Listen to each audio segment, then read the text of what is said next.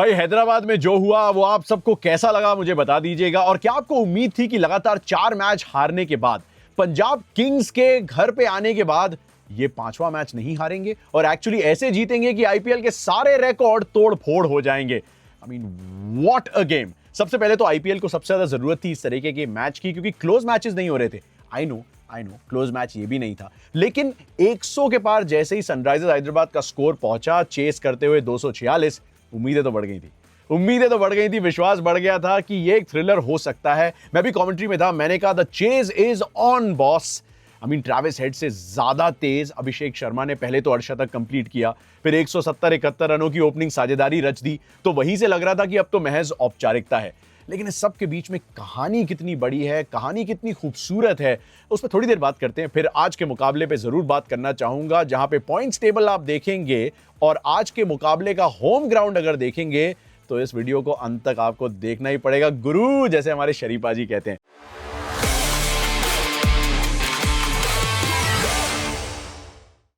Okay, let's get back to the point. Sunrisers Hyderabad ने 2-3 बड़े important record तोड़े हैं। सबसे पहला यह कि ये आईपीएल की सबसे सफल रन चेजेस की लिस्ट में अब नंबर 2 पे आ चुकी है, और वो भी कुछ गेंदें रहते आई है। यानी कि अगर ये 262 का भी लक्ष्य होता, जो कि आईपीएल का रिकॉर्ड है, जो कि पंजाब किंग्स के ही नाम था, तो ये भी टूट सकता था। उसकी जरूरत पड़ी नहीं, क्योंकि इतने रन बनाने नहीं थे, सिर्फ 246 ही बनाने थे और बना दिए उन्होंने 19वें ओवर में ही। अब इंटरेस्टिंग चीज ये है कि, और दैट्स पॉइंट नंबर 2, कि जब रिकॉर्ड रन चेज आई थी तब भी कप्तान श्रेयस अय्यर थे, और आज जब सेकंड हाईएस्ट रन चेज आई है तब भी ऑपोजिशन के कप्तान श्रेयस अय्यर ही थे। मैं ये नहीं कह रहा कि it's all because of Shreyas Iyer, because उनकी कप्तानी जो है वो बहुत दुरुस्त और बहुत अच्छी रही है इस सीजन। लेकिन कई बार इस तरह के मोमेंट्स आते हैं जहां पे आपके नाम के सामने ऐसी चीजें लग जाती हैं जो आप दोबारा नहीं देखना चाहते हैं। So hard luck, but Shreyas Iyer की टीम क्या खराब हो जाती है? Absolutely not. उनको कुछ चीजें फिक्स करनी है, चहल का फॉर्म, मैक्सवेल की बैटिंग, डेफिनेटली बैटिंग, चहल की बॉलिंग, और उसके अलावा ये एबिलिटी कि अगर आपके पास लॉकी फर्ग्यूसन जैसा गेंदबाज ना चल पाए, उसको इंजरी आ जाए, तो आपके पास क्या गहराई है और क्या विश्वास है कि आप उस गहराई में विश्वास रखते हैं। I think that's the most important thing from Punjab's point of view. All is well, they will be fine in the season because ये छोटा सा एक माइनर सा स्पीड ब्रेकर आया है, ज्यादा कोई तकलीफ का सबब नहीं है। But back to the records, Abhishek Sharma ने किसी भी भारतीय के लिए सबसे बड़ा स्कोर एक ही पारी में बना दिया है। 55 गेंदे, 141 रन। आई मीन इसने पहले भी किया है, ऐसा नहीं है। मैंने इंस्टाग्राम पे डाला था वो वीडियो जिसमें विजय मर्चेंट ट्रॉफी जो 2015-16 में खेली थी अंडर 16 लेवल पे, वहीं पे उसने बता दिया था कि ये बंदा बड़े स्टेज के लिए एक दिन आपको तैयार दिखेगा। 1200 रन 7 पारियों में इस बंदे ने बना दिए थे। अंडर 19 वर्ल्ड कप विनर है, अंडर 19 एशिया कप टाइटल तो बतौर कप्तान इसने जिताया था। दिल्ली डेयरडेविल्स ने इन्हें ऑक्शन में सबसे पहले उठाया था औने पौने भाव में, लेकिन मौके आए नहीं थे। पहली पारी में इसने 45 रन तेज तर्रार बना दिए थे और सबको एक बार फिर से फ्यूचर की एक झलक दे दी थी। लेकिन फिर अगले ही साल सनराइजर्स हैदराबाद ट्रेड होके चले गए थे, फिर थोड़े से 2-3 सीजन बिताने पड़े मौकों की तलाश में, और ऐसा लगा कि यार ये एक और उभरती हुई प्रतिभा जो है ना इस आईपीएल की चकाचौंध में कहीं गुम सी हो जाएगी। लेकिन ये वो तारा है जो अभी तक चमक रहा है, और ये सबसे अच्छा इशारा है भारतीय क्रिकेट के लिए, क्योंकि T20 वर्ल्ड कप आने वाला है बॉस, वो फरवरी में होगा। और अभिषेक शर्मा के साथ एक समस्या रही है, जिम्बाब्वे में वो T20 इंटरनेशनल 100 लगाया, फिर लंबी खामोशी, उसके बाद वानखेड़े में वो कमाल का शतक लगाया और लगा अरे आईपीएल में तो ये सब तोड़फोड़ कर देगा। जो 485 रन पिछले सीजन बनाया है वो तो 10 मैच में ही तोड़ देगा, बिकॉज फॉर्म चला गया। टोटल 51 रन 5 पारियों में आए और सबको डर लगने लगा कि oops, Abhishek Sharma back to doing what he used to do, back to getting tweets from Yuvraj Singh कि यार Abhishek you've got to do better than this, justify करो यार, अपने पोटेंशियल को परफॉर्मेंस में तब्दील करो। एंड फाइनली दिल को सुकून आता है, और आता भी ऐसे है कि सारे रिकॉर्ड्स को ये बंदा तोड़ फोड़ करके चला जाता है। किसी भी भारतीय द्वारा सबसे बड़ी इनिंग्स तो थी ही, चेज में किसी भी आईपीएल प्लेयर द्वारा सबसे बड़ी ये पारी थी। क्योंकि चेज में आई है, क्योंकि तब आई है जब सनराइजर्स हैदराबाद 4 मुकाबले लगातार हार चुकी थी, घर पे अपनी आंच बचाने की कोशिश कर रही थी, सामने पंजाब जैसी मजबूत और इनफॉर्म टीम खड़ी थी। शर्मा जी के बेटे ने ये तो दिखा दिया कि अंडर प्रेशर ये बिखरता नहीं, ये पूरी तरीके से निखरता है। So well done Sharma ji के बेटे, वेल डन अभिषेक शर्मा। और वो मुझे पर्ची वाला भी एंगल अच्छा लगा, जेब से पर्ची निकाली, उसमें लिखा था this one is for you orange army, क्योंकि ऑरेंज आर्मी और सनराइजर्स हैदराबाद ने इनमें बहुत निवेश किया है, इनके साथ बहुत पेशेंस दिखाया, और संयम जो है वो काम भी आया है। शतक जो है वो ऐसे ही नहीं आता। मैं देख रहा था आईपीएल के इतिहास में 2 ही बार 150 प्लस के स्कोर लगे हैं। He was that close to joining Brendon McCullum and Chris Gayle's elite company, लेकिन फिर भी इंडियंस की लिस्ट में तो सबसे ऊपर पहुंच ही गया है, तो अच्छा लगता है। और अच्छा लगा वो भी मोमेंट कि अपने मम्मी पापा के साथ वो ट्रॉफी शेयर कर रहे थे। मैंने शो पे बोला भी था कि ट्रॉफी ये अपने माँ बाप को दे रहे हैं, लेकिन इनके माँ बाप ने जो है भारतीय क्रिकेट को एक बहुत बड़ी ट्रॉफी दी है। आयरनी भी है इसमें थोड़ी सी कि पंजाब के खिलाफ ये पारी आती है जहां से ये लड़का आया है, जिसके एक सैयद मुश्ताक अली ट्रॉफी में इसने इतनी तोड़फोड़ की थी कि सीधे इंडिया के सेलेक्टर्स इनके बारे में सीरियसली सोचने लगे थे। सो गुड न्यूज़ कि अगर India T20 world cup plans के हिसाब से सोच रही है तो एक बड़ा टिक तो लग चुका है। अभी कंसिस्टेंटली रन बनाने पड़ेंगे अभिषेक, क्योंकि अभी भी bottom half of the points table में ही आपकी टीम है। ट्रेविस हेड ने भी अर्धशतक बनाया, तो ट्रेविस हेड चले हैं, सनराइजर्स फिर से जीत की राह पे चल पड़े हैं and everything is orange once again. Okay, आज के मुकाबले की तरफ आते हैं और एक्चुअली इसी से मेरा कनेक्शन भी है, क्योंकि आपको लग रहा है कि हैदराबाद में बहुत रन पड़ते हैं, right, you are absolutely right, लेकिन उससे ज्यादा स्ट्राइक रेट से रन कहां पड़ते हैं? मैंने ये सवाल ना इस सीजन के पहले वीडियो में आपसे पूछा था और आप लोग थोड़े से सरप्राइज भी हुए थे, आपने गेसेस भी मारे थे कमेंट्स में, और उसका सही जवाब मैं दे देता हूं, लेकिन उससे पहले 3 सेकंड का पॉज। 3, 2, 1। सबसे बड़े स्ट्राइक रेट के साथ पिछले सीजन रन बने थे अरुण जेटली स्टेडियम AKA फिरोज शाह कोटला के ग्राउंड, यानी कि राजधानी दिल्ली में। अब दिल्ली की कहानी तो बेहतरीन रही है। इंटरेस्टिंग है कि उन्होंने 2 होम मैचेस ऑलरेडी खेल लिए, बट वो दिल्ली में नहीं खेले, वो विशाखापट्टनम में खेले भी, उनको जीता भी, घर से 2 मुकाबले खेले भी, उनको जीता भी, और अब राजस्थान रॉयल्स की बराबरी करने की कोशिश कर रहे हैं, जो इकलौती टीम है जिसने सीजन की शुरुआत में लगातार 5 मुकाबले जीते हों। 4 आउट ऑफ 4 फॉर दिल्ली। उसमें पिछला मुकाबला वो रॉयल चैलेंजर्स बेंगलुरु से जीते। लगातार 2 player of the match KL Rahul जीत चुके हैं। अक्षर पटेल कप्तानी अच्छी कर रहे हैं, गेंदबाजी पे अपनी काम कर रहे हैं। उंगली में चोट है, just before we criticize him, उंगली में चोट लगी है, इसलिए 4 ओवर डालने में थोड़ा सा संघर्ष कर रहे हैं, but it's okay because Kuldeep Yadav अपनी जिम्मेदारियों का निर्वाह कर रहे हैं। इनके पास मिचेल स्टार्क हैं, इनके पास मुकेश कुमार हैं, इनके पास मोहित शर्मा है, नटराजन की भी शोल्डर इंजरी ऐसा लग रहा है ठीक होने की कगार पे है। ये टीम रफ्तार पे है और सामने आज होंगे 5 बार के चैंपियंस। पॉइंट्स टेबल देखिए और गौर कीजिए, 5 बार के चैंपियंस चेन्नई सुपर किंग्स लगातार 5 मुकाबले अपने इतिहास में पहली बार हारे हैं। धरातल पे फिलहाल वो विराजमान है और वो उससे ऊपर जाने की उम्मीदों और आकांक्षाओं के साथ अपना अगला मुकाबला खेलेंगे। मुंबई इंडियंस 9th प्लेस पे हैं, यानी कि 10 IPL के टाइटल फिलहाल 9वें और 10वें स्थान पे चिल कर रहे हैं।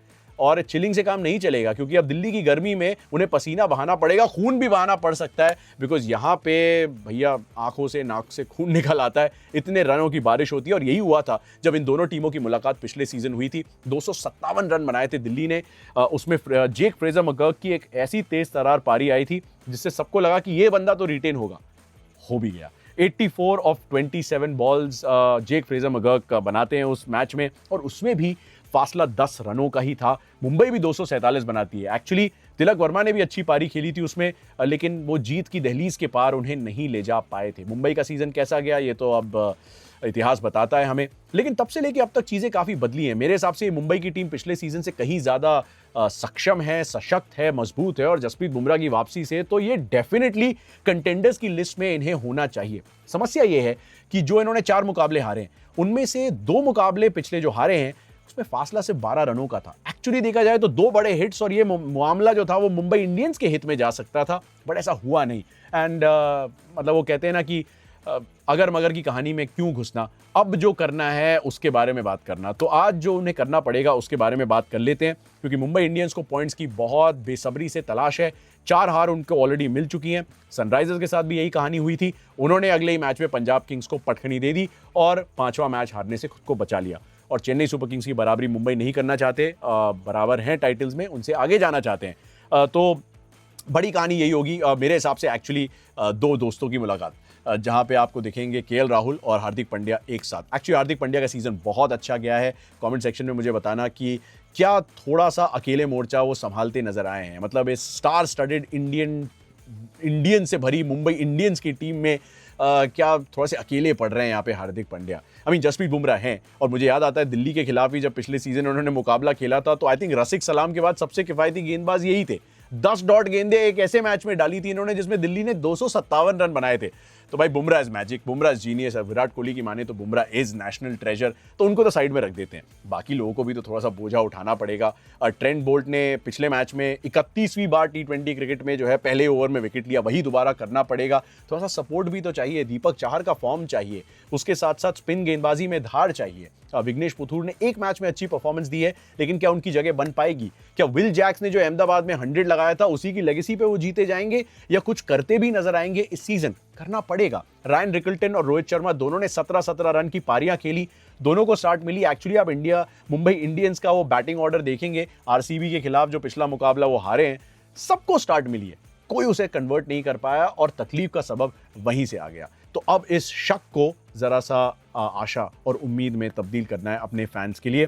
फाफ डू प्लेसी 12 ओवर तक फील्डिंग करते नहीं नजर आए थे दिल्ली के लिए पिछले मैच में, तो आई एम जस्ट होपिंग कि वो जो भी कंकशन या जो भी प्रभाव था उस इंजरी का, वो कैच लेने गए थे एक्चुअली विराट कोहली का, और सिर लगा था, कैच तो छूटा ही था, तो उसकी वजह से थोड़ी सी प्रॉब्लम आई थी। एक मैच वो ऑलरेडी ग्रोइन स्ट्रेन की वजह से मिस कर चुके हैं, तो अगर वो फिट हैं तो मेरे हिसाब से दिल्ली को तो कोई बदलाव करने की ज़रूरत नहीं है। फाफ जेक फ्रेजर मगर्क ही ओपन करते नजर आएंगे मेरे हिसाब से। फ्रेजर मगर्क दिल्ली अच्छा लव अफेयर है, मौका एक और देंगे क्योंकि ये होम मैच है। अभिषेक पुरेल 3 पे, उन्होंने तो पिछली बार भी मुंबई के खिलाफ रन बनाए थे। केएल राहुल अब नंबर 4 पे हैं। ट्रिस्टन स्टब्स होंगे, उन्होंने भी अच्छी पारी खेली थी मुंबई के खिलाफ पिछली बार। आशुतोष शर्मा होंगे, वेरी नाइस एडिशन। 7 पे अक्षर पटेल, 8 पे विप्रज निगम, 9 पे मिचेल स्टार्क, 10 पे कुलदीप यादव, बेहतरीन गेंदबाज, सबसे किफायती स्पिनर इस पूरे सीजन। 11 पे मुकेश कुमार और 12 पे होंगे मोहित शर्मा जी का बेटा एक और। दूसरी तरफ अगर हम मुंबई की टीम देखें, मेरे हिसाब से तो एक बदलाव करना बनता है। तिलक वर्मा को प्लीज नंबर 3 पे आप खिला दीजिए। रायन रिकल्टन, मुझे ऐसा लगता है कि रन बना सकते हैं। जो शिकायत जेक फ्रेजर मगर्क से है, जो शिकायत रायन रिकल्टन से है, मुझे लगता है इन दोनों शिकायतों का सॉल्व जो है वो अरुण जेटली स्टेडियम में लिखा है। अगर यहाँ नहीं रन बना पाए ये दोनों, तो आई थिंक गुड बाय हो जाएगा बहुत जल्दी, बिकॉज पेशेंस का बांध भी तो टूट जाएगा। रोहित, रायन रिकल्टन ओपन करेंगे, तिलक वर्मा को 3 पे प्लीज भेज दो, यानी कि सूर्या 4 पे, विल जैक्स अगर खेलते हैं तो ही वो आए और वो 5 पे आए, क्योंकि बड़े शॉट्स अगर वो लगाते हैं तो लगाएं, लेकिन 5 पे आए, क्यों ऊपर भेजा जाए उनको और तिलक वर्मा से वो कम गेंदे या फिर ज्यादा गेंदे जो देने का मौका है वो छीना जाए। हार्दिक पांड्या 6 पे, बेहतरीन फॉर्म में, बॉलिंग एंड बैटिंग के लिहाज से मैचेस फिनिश करना चाहेंगे। एमएस धोनी को अपनी इंस्पिरेशन मानते हैं तो वो करके दिखाना चाहेंगे। 7 पे नमन धीर, 8 पे मिचेल सैंटनर, 9 पे दीपक चाहर, 10 पे ट्रेंट बोल्ट, 11 पे नेशनल ट्रेजर जसप्रीत बुमराह और 12 पे विघ्नेश पुथुर की स्पिन काम आ सकती है। जैसा कि हैदराबाद के मुकाबले में हमने देखा कि यार जरूरी नहीं है कि अगर सबको रन पड़ रहे हैं तो स्पिन नहीं फंसा सकती है। मतलब कई बार जो है गेंद स्टैंड में जाने के बजाय ऊपर भी लटक जाती है। स्पिनर्स हमेशा एक थोड़ा सा एक्स फैक्टर आपको प्रोवाइड करते हैं। दोनों साइड्स के ओपनर जो हैं वो थोड़े से लीस्ट प्रोडक्टिव आईपीएल की कैटेगरी में, इन दी आईपीएल की कैटेगरी में आ गए। ओपनिंग पार्टनरशिप्स दोनों ही टीमों की थोड़ी सी bottom half of the points table में है। एमआई के ओपनर्स ने सबसे कम रन बनाए हैं टुगेदर एज ओपनर्स। डीसी इस मामले में ओपनर्स के लिहाज से 3rd लोएस्ट पे है, तो पार्टनरशिप्स की उनको ज़रूरत पड़ेगी। तो फ्रेजर मगर्क, रायन रिकल्टन से सबसे ज़्यादा उम्मीदें होंगी, पर रोहित शर्मा, मुंबई का राजा, अगर दिल्ली में चल गया तो इनकी टीम का जो विजयी ध्वज है ना वो लहराता आपको नजर आएगा। मतलब बुमराह की बातें होंगी, पर शर्मा जी का बेटा अगर ये वाला चल गया तो things could look very very different. और इसीलिए थोड़ा सा इंटरेस्टिंग है क्योंकि Ryan Rickelton, Fraser McGurk 2 opening partners हैं फॉरेनर्स, वहीं पे फाफ डू प्लेसी थोड़ा सा कंसिस्टेंसी लाते हैं, क्लास लाते हैं, और रोहित शर्मा एग्जैक्टली वही करते नजर आते हैं। बट आईपीएल में रन बनाने की जरूरत है रोहित भाऊ, अब नहीं तो कभी नहीं टाइप का सीन हो जाएगा। हार्दिक पांड्या, केएल राहुल की मैंने कहा था मुलाकात अच्छी होगी, नॉट बिकॉज ऑफ वो कॉफी वाला episode, not that, let's move on, क्योंकि हार्दिक से ज़्यादा राहुल जो हैं वो ज़्यादा सक्षम नज़र आए अभी तक, क्योंकि उन्होंने मैच जिताए हैं, प्लेयर ऑफ द मैच जीते हैं वो। दोनों के पास थोड़े साइकोलॉजिकल चैलेंजेस भी हैं, क्योंकि 96 रन 55 गेंदों में हार्दिक की केएल राहुल ने बनाए हैं। तो केएल राहुल उनको अच्छा खेलते हैं, एक बार आई थिंक डिसमिस भी किया है, बट वो पुरानी बात हो चुकी है। तो ये जब दोनों आमने सामने आएंगे, पुराने दोस्त, turn brothers into now opponents tonight, तो इंटरेस्टिंग होगा। बट ये कहानी इस मुकाबले की, कैसा लगा कल का मुकाबला हैदराबाद का? क्या आपको उम्मीद थी एट एनी स्टेज कि हैदराबाद ये मैच जीत जाएगी? और मुंबई इंडियंस के बारे में क्या सोच रहे हैं आप, बताइएगा मुझे कमेंट सेक्शन में। टॉप रन स्कोरर कौन, टॉप विकेट टेकर कौन, या और राजधानी और फाइनेंशियल कैपिटल की लड़ाई में जीत कौन रहा है भाई? गेम फेस ऑन में बताना।